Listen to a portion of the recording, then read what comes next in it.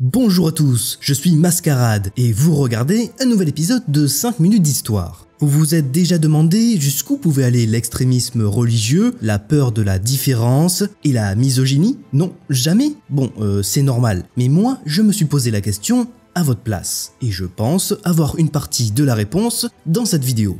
Voici donc l'histoire de la chasse aux sorcières de Salem, résumée en 5 minutes. En 1692, la vie est rude pour la communauté de Salem Village, petite bourgade du Massachusetts. Outre le fait qu'ils sont très souvent assiégés par les Amérindiens, les habitants n'ont pas non plus de gouvernement légitime. La vie des colons est alors dirigée par le révérend puritain Samuel Parris. Alors les puritains, en gros, c'était des protestants qui cherchaient à purifier l'église. Ils prônaient une plus stricte discipline ecclésiastique, ils étaient beaucoup plus sévères avec les pécheurs. Alors non, justement, pas ces pécheurs-là, les autres pécheurs, ceux qui commettent des péchés. Enfin bref, c'était pas la méga joie dans le village, quoi. Durant le début de l'année 1692, la fille du révérend Parris, Betty Parris, et sa cousine Abigail Williams s'adonnent à la divination et au spiritisme. Pour la fille d'un révérend puritain, ça la fout mal. Pour pimenter un peu la chose et ajouter de l'exotisme à leur séance de spiritisme, les deux fillettes demandent à Tituba, l'esclave de la famille Parris, de leur renseigner des coutumes de son pays. Originaire des Barbades, Tituba accepte et leur inculque des préceptes vaudous. Et les deux filles sont hyper emballées. Trop emballées. À la fin de la séance, Betty et Abigail ressentent une paralysie au niveau de la respiration. Elles se mettent à délirer et à parler une langue inconnue. On les amène alors voir des médecins, mais ces derniers ne parviennent pas à identifier le problème. Comme souvent à l'époque, quand les médecins ne comprennent pas, ils ont conclu que les fillettes ont été maudites et qu'elles sont possédées par le diable. Betty et Abigail se rendent compte alors qu'elles sont dans la merde. Et oui, elles se sont adonnées elles-mêmes à la sorcellerie. Il ne faut absolument pas que ça se sache. Elles décident alors de donner des noms de coupables qui les auraient maudites. Les trois premières femmes accusées sont Sarah Good, Sarah Osborne et Tituba, l'esclave des Parris, toutes les trois des femmes considérées comme étranges par la communauté.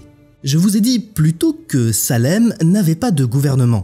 Eh ben, ça pose un léger problème. En effet, les trois femmes ne peuvent pas être jugées. Elles sont directement accusées de sorcellerie et malgré le fait qu'elles clament leur innocence, elles sont jetées en prison. Sarah Good accouche d'une fille dans sa cellule qui est par la suite également accusée d'être une sorcière. C'est un bébé, elle vient juste de naître, mais pour la communauté, ils s'en tapent. C'est déjà une sorcière. Sarah Osborne, la plus âgée des trois, meurt en prison. Tituba réchappe de justesse à la pendaison grâce à un marchand de Boston qui l'achète pour être à son service. Mais fin 1692, les crises des deux fillettes Betty et Abigail ressurgissent de plus belle. Elles lancent alors de nouvelles accusations. Bon, tant qu'à faire. Et puis comme la communauté est complètement puritaine, elles sont crues sur parole. Ainsi, Rebecca Nurse, Abigail et Deliverance Hobbs, Martha Corey, Elizabeth et John Proctor sont accusés de sorcellerie à leur tour, direction la prison, sans passer par la case départ, et tout ça sans jugement. Merci, au revoir. Finalement, au début de l'été, le gouverneur William Phips arrive à Salem et institue une cour doyée et terminée. En clair, une cour de justice. Enfin, les procès peuvent commencer. Pendant l'été, la cour de justice est en session une fois par mois. Les procès sont très vite expédiés. Ils se terminent presque tous par une condamnation à mort et aucun acquittement n'est prononcé. Seuls ceux qui avouent être possédés par le diable et qui dénoncent d'autres suspects évitent la mort. À la fin de l'été 1692, 19 personnes sont exécutées par pendaison, dont Rebecca Nurse, Martha Corey et John Proctor. Seul Gilles Corey, qui refuse de se défendre en justice, n'est pas pendu. Non, à la place, il est condamné à la peine forte et dure, qui consiste à empiler des grosses pierres sur la poitrine du prévenu jusqu'à sa mort. Gilles Corey meurt donc après 3 jours d'atroces souffrances. Finalement, en octobre 1692, le clergé de Boston met un terme au procès en déclarant qu'il est préférable que 10 sorcières suspectes puissent s'échapper plutôt qu'une personne innocente soit condamnée. Enfin, du bon sens dans cette folie pure. La plus grande chasse aux sorcières de l'histoire des États-Unis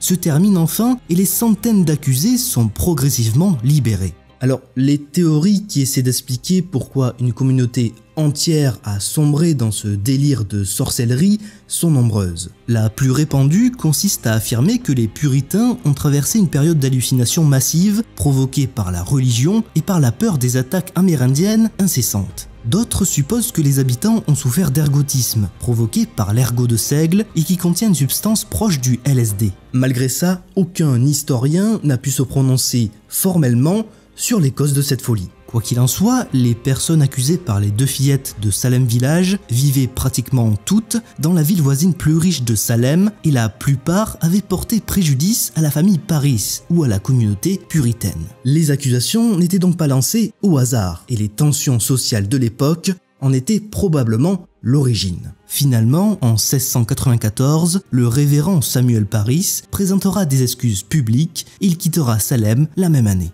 Et c'est ainsi que se termine l'histoire des sorcières de Salem. Alors, je dis ça comme ça, mais si vous voulez pas rater les prochaines vidéos, c'est pas sorcier. Faut cliquer sur le bouton s'abonner en bas et activer la cloche. Après, oui, vous pouvez laisser un commentaire et un pouce en l'air pour faire plaisir à l'algorithme. Et un algorithme heureux, c'est un mascarade heureux et tout plein de vidéos. Alors, à vous de jouer. Sur ce, moi je vous dis à la prochaine pour d'autres épisodes de 5 minutes d'histoire. Salut!